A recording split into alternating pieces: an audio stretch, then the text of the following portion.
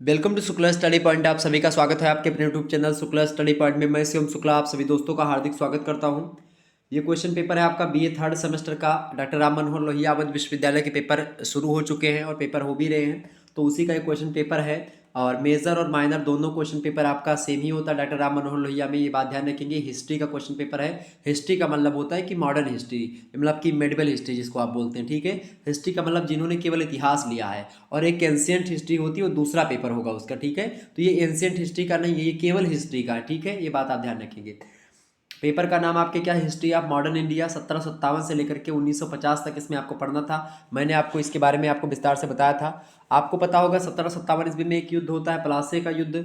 और यहीं से आप देखते हैं अंग्रेज लोग अपनी सत्ता को एक प्रकार से कहीं ना कहीं पे स्थापित कर लेने का प्रयास करते हैं और कर भी लेते हैं एक प्रकार से। प्लासी के युद्ध से और बक्सर का युद्ध बाद में होता है। इसके आधार पर उनको पता लग जाता है कि भारतीय कितने पानी में और कैसे इन पर राज करना है, कैसे शासन करना है इन पर, ठीक है, उनको समझ में आ जाता है। और 1950 में चूंकि क्या हुआ कि भारत का स्वतंत्रता हुई 1947 में लागू हुई, मतलब स्वतंत्रता जो हुई मिली वो 1947 में मिली। और उसके आप देखते हैं 1950 ईस्वी में भारत का संविधान लागू हुआ और भारत पूर्ण रूप से गणतंत्र हुआ इसी दिन, ठीक है। तो संविधान लागू हुआ था 50 में, यानी संविधान लागू होने तक। और जब से अंग्रेज लोगों का एक प्रकार से दबदबा हुआ भारत में, और जब तक उनका दबदबा रहा वहाँ तक हमको पढ़ना है, ठीक है। तो एक प्रकार से ये चीज़ें हो गई आपकी, इन्हीं तो यही इतिहास है आपका। इसके बारे में मैंने आपको पढ़ाया भी, मॉडल पेपर भी दिए हुए हैं, 2 मॉडल पेपर आपके पड़े हुए हैं। आप प्लेलिस्ट में देखेंगे तो तमाम सारी वीडियो, चैप्टर वाइज वीडियो भी प्रोवाइड करवाई, उसको भी देख लीजिएगा। टाइम 2 घंटे का दिया जाता है। मैक्सिमम मार्क्स आपके 75 होते हैं इसमें, पूर्णांक आपका 75 होता है, ठीक है। नोट आपसे करा, attempt all sections as per instructions, यानी सभी खंडों के उत्तर निर्देशानुसार आपको देने। सेक्शन ए खंड आ से, ठीक है। आइए देखते हैं सेक्शन ए और खंड आ में, मतलब कि खंड आ या सेक्शन ए की बात एक ही है। यहाँ पर आपसे नोट कहता है कि attempt all sections of this question give answer of each section in about 50 words, each question carries 3 marks. इस प्रश्न के सभी प्रश्नों के, मतलब सभी खंडों के उत्तर दीजिए। प्रत्येक खंड का उत्तर लगभग आपको 50 शब्दों में देना है। प्रत्येक खंड 3 अंकों का है, ये बात भी ध्यान रखेंगे। 30 नंबर आपको यहाँ से मिलने हैं, 10 क्वेश्चन आपको करने पड़ेंगे, ठीक है। पहला प्रश्न आप देखते हैं, दिया गया है कि बैटल ऑफ प्लासी, यानी कि प्लासी के युद्ध के बारे में बताएं। प्लासी के युद्ध के बारे में मैंने आपको बता दिया। प्लासी का युद्ध, बक्सर का युद्ध, सबके बारे में बताया। प्लासी का 1757 में हुआ था, 63 में बक्सर का हुआ था 1700। इसके बाद में आप देखते हैं अगला प्रश्न आपका मीर जाफर और मीर कासिम। तो मीर जाफर और मीर कासिम के बारे में, दोनों के बारे में मैंने विधिवत तरीके से आपको समझाया हुआ है। ये भी आपका क्वेश्चन मतलब हो जाता ऑलरेडी, आपने समझ में आ गया होगा। और जिनकी परीक्षाएं अभी नहीं हुई हैं उनमें ये प्रश्न आ सकते हैं। अगला प्रश्न है आपका सिराजुद्दौला कौन है, इसके बारे में मैंने आपको बताया सिराजुद्दौला। और इस एक प्रकार से एक और दौला है, ठीक है, शुजाउद्दौला। शुजाउद्दौला जो है उसके बारे में मैंने बताया, सिराजुद्दौला के भी बारे में बताया है। अगला प्रश्न है आपका रणजीत सिंह के बारे में भी बताया है, मॉडल पेपर में प्रश्न भी रखा है। तो ये सारे के सारे प्रश्न मेरे द्वारा बताए गए मॉडल पेपर से ही आ रहे हैं। अगला प्रश्न टीटी ऑफ अमृतसर 1809 में जो हुई थी अमृतसर की संधि, इसके बारे में मैंने चर्चा करी, इसके बारे में भी बताया है, तो ये भी प्रश्न आपका पूछा गया। अगला प्रश्न टीपू सुल्तान, टीपू सुल्तान के बारे में भी मैंने चर्चा करी है, यह भी प्रश्न आपका आ गया। अगला प्रश्न आपसे पूछा गया था कार्नवालिस, लॉर्ड कार्नवालिस के बारे में पूछा गया है, इसके बारे में मैंने चर्चा करी थी। अगला प्रश्न आपसे पूछा गया था, प्रश्न क्या पूछा गया था आपसे, प्रश्न पूछा गया था भाई क्या कि जो है डाउनवर्ड फिल्ट्रेशन थ्योरी, यानी कि अधोमुखी निस्यंदन सिद्धांत, इसके बारे में शायद नहीं बताया होगा। अगला प्रश्न आपका सरदार भाई पटेल, सरदार वल्लभ भाई पटेल के बारे में बताना। चूंकि सरदार वल्लभ भाई पटेल वह व्यक्ति हैं जर्मनी का, जो बिस्मार्क ने जो काम जर्मनी में किया वही काम खास करके सरदार वल्लभ भाई पटेल ने भारत के लिए किया। और भारत के एकीकरण का काम जो किया है वो वल्लभ भाई पटेल ने ही किया है। इसके लिए फेमस है, लौह पुरुष कहे जाते हैं सरदार वल्लभ भाई पटेल। भारत के उप प्रधानमंत्री भी रहे हैं प्रथम। तो एक प्रकार से भारत के एकीकरण में भारत को एक प्रकार से एक सूत्र में बांधने का काम इन्होंने ही किया है, ठीक है। ये बात आप ध्यान रखेंगे। आगे बढ़ते हैं, और इन्होंने 565 छोटी बड़ी रियासतों को इकट्ठा करने का प्रयास किया, जिनमें 3 रियासतें नहीं मान रही थी। मैंने आपको बताया भी होगा कि जूनागढ़, हैदराबाद और कश्मीर का राजा जो हरी सिंह था वो, ठीक है, सभी को मनवाया। आगे बढ़ते सेक्शन बी की बात किया, खंड बाकी नोट कर रहा है आपसे अटेम्प्ट, ये तीनों नहीं माने थे, बाद में अलग अलग कार्रवाइयों के द्वारा इन तीनों पर एक प्रकार से प्रभुत्व स्थापित किया गया भारत का। अगला प्रश्न आपका attempt any 4 questions of this sections give answer of each questions in about 150 words, each questions carries 6 marks. यानी आपसे कह रहा है कि इस खंड के किन्हीं 4 प्रश्न के उत्तर दीजिए। प्रत्येक प्रश्न का उत्तर लगभग 150 शब्दों में आपको देना है। और आपको बता दूं प्रत्येक प्रश्न जो है आपका 6 अंकों का है, ठीक है। देखिए प्रश्न आपसे कह रहा है 4 प्रश्न ही करने हैं। राम मनोहर लोहिया का क्वेश्चन पेपर है। ये क्वेश्चन पेपर नए पैटर्न पर थोड़ा सा रखा गया है। पहले 5 प्रश्न करने पड़ते थे आपको लघु उत्तरीय से, 200 शब्दों में लिखना होता था। चूंकि तब 3 घंटे का पेपर था, अब 2 घंटे का ही आपको पेपर देना है, तो इसीलिए थोड़ा सा समय जब कम किया गया तो क्वेश्चंस में के लेखन शैली में भी परिवर्तन आया है, मतलब क्वेश्चंस की संख्या में भी कमी आई है और क्वेश्चंस के शब्द सीमा में भी कमी आई है। प्रश्न आपका है, give the importance of Bengal victory for Britishers in the battle of Plassey.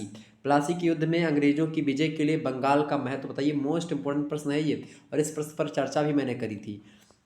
तीसरा नंबर प्रश्न आपकी स्क्रीन पर आ चुका है, describe the conditions responsible for the battle of Buxar. Buxar युद्ध के लिए उत्तरदायी परिस्थितियों का वर्णन कीजिए। बक्सर और प्लासी के युद्ध के बारे में विस्तार से मैंने चर्चा भी करी है, आप देख लीजिएगा, प्लेलिस्ट में वीडियो पड़ी हुई है, उसमें मैंने बताया। अगला प्रश्न आपका, tell the cases of the downfall of Marathas, यानी मराठाओं के पतन के कारण बताइए। मोस्ट इंपोर्टेंट प्रश्न है।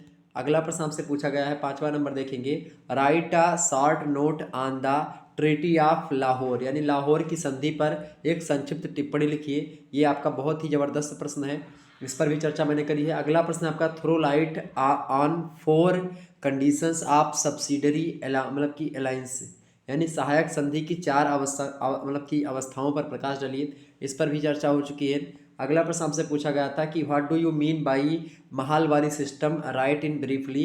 महालवाड़ी व्यवस्था, रैयतवाड़ी व्यवस्था, सभी के बारे में मैंने आपको बताया है।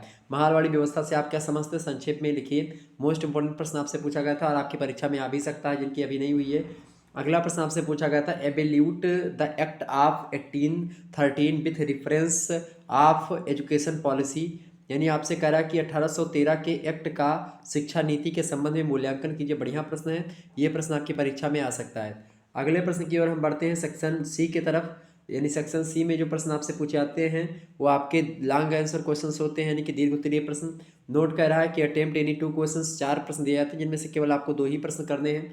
आप this question give answer of each question in about 450 words, each question carries जो है 10.5 मार्क्स, यानी आपसे कह रहा है 10.5 नंबर का एक प्रश्न है, ठीक है, ध्यान रखेंगे। इस खंड में आपको 2 प्रश्न करने हैं, 4 प्रश्न दिए जाते हैं, प्रत्येक प्रश्न का उत्तर आपको 450 शब्दों में लिखना है, और 10.5 नंबर का एक प्रश्न अगर आप करेंगे तो मिलेगा, ठीक है, बढ़िया तरीके से करेंगे। तो पहला प्रश्न आपसे पूछा गया था दीर्घ उत्तरीय का, कि right an essay on subsidiary alliances, यानी सहायक संधि पर एक निबंध लिखिए। बहुत बढ़िया प्रश्न है, ये प्रश्न मैंने मॉडल पेपर में रखा भी था और बताया था भी सहायक संधि के बारे में जान लीजिएगा।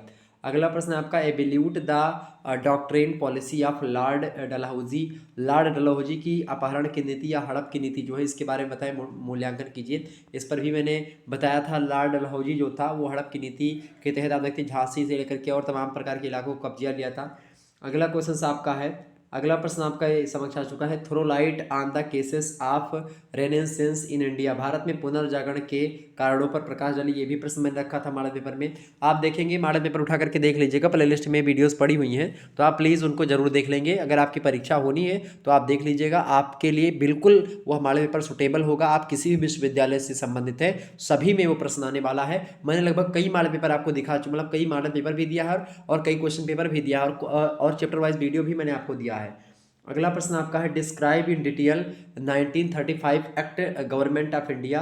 1935 के भारत शासन अधिनियम की धाराओं का विस्तृत वर्णन कीजिए। यह भी प्रश्न मैंने रखा था। तो यानी कि सारे के सारे प्रश्न लगभग हमारे द्वारा बताए गए मॉडल पेपर से ही आए हुए हैं। आप आसानी से इन प्रश्नों के उत्तर लिख पाते, इस तरीके से मैंने आपको समझा दिया था। तो ये एक प्रकार से बहुत अच्छे तरीके से मज़ा आ रहा है कि सारे के सारे, चाहे डॉक्टर राम मनोहर लोहिया की बात की, चाहे वीर बहादुर सिंह पूर्वांचल यूनिवर्सिटी की बात की है, महात्मा गांधी काशी विद्यापीठ की, या चौधरी चरण सिंह विश्वविद्यालय मेरठ की बात की, डॉक्टर भीमराव अम्बेडकर आगरा लखनऊ किसी भी विश्वविद्यालय की बात कर ली जाए, इलाहाबाद विश्वविद्यालय में जो 2 विश्वविद्यालय उन सभी की बात कर ली जाए, सिद्धार्थ विश्वविद्यालय, कानपुर विश्वविद्यालय, सभी विश्वविद्यालयों में, रोहिलखंड विश्वविद्यालय से लेकर के आप देखते हैं मां शाकुंभरी यूनिवर्सिटी, सभी विश्वविद्यालय में हमारा द्वारा बताए गए मॉडल पेपर से लगभग हूबहू प्रश्न आ रहे हैं। चाहे ऑब्जेक्टिव की बात की, चाहे लिखित की बात की, तो जैसे भी आपकी परीक्षा होगी आप आसानी से आप प्लेलिस्ट में पड़ी हुई सारी वीडियोस को देख लीजिएगा। निश्चित तौर पर एक भी प्रश्न आप छोड़ करके नहीं आओगे और आप ही आकर के खुद कमेंट करोगे कि सर जी आपने सही कहा था। तो चलिए फिर मिलते हैं नेक्स्ट वीडियो में, तब तक के लिए जय हिंद जय भारत। धन्यवाद आप सभी का, बहुत बहुत धन्यवाद हमारे से जुड़ने के लिए। इसी प्रकार से हमेशा अपना प्यार और अपना दुलार ऐसे बनाए रखिएगा, बहुत बहुत धन्यवाद। और आपको और बता दूं कि एक चैनल आपका, जैसे कि आप में से बहुत सारे लोग तैयारी करते होंगे जो है एंट्रेंस एग्जाम की, जो केंद्रीय विश्वविद्यालय में तैयारी के लिए होता है, यानी केंद्रीय विश्वविद्यालय में अगर आपको तैयारी पानी है, मतलब कि CUET, ठीक है।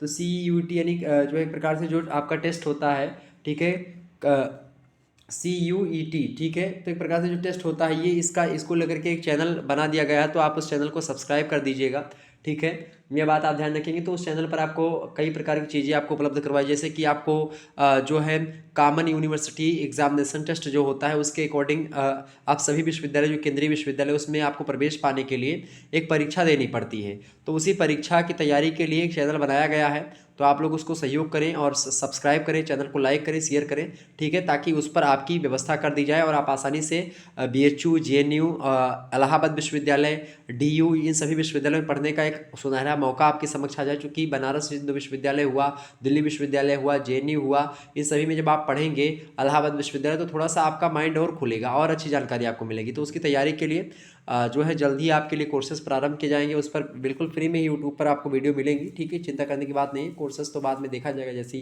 व्यवस्था होगी, बाकी अभी आपको फ्री में ही उपलब्ध करवाया जाएगा। सारी वीडियोज़ आप यूट्यूब चैनल पर से ही देख पाएंगे, तो आप उस चैनल को सब्सक्राइब अवश्य कर लीजिएगा। महामना CVT पॉइंट के नाम से चैनल बना दिया गया है, ठीक है। धन्यवाद, मिलते हैं नेक्स्ट वीडियो में।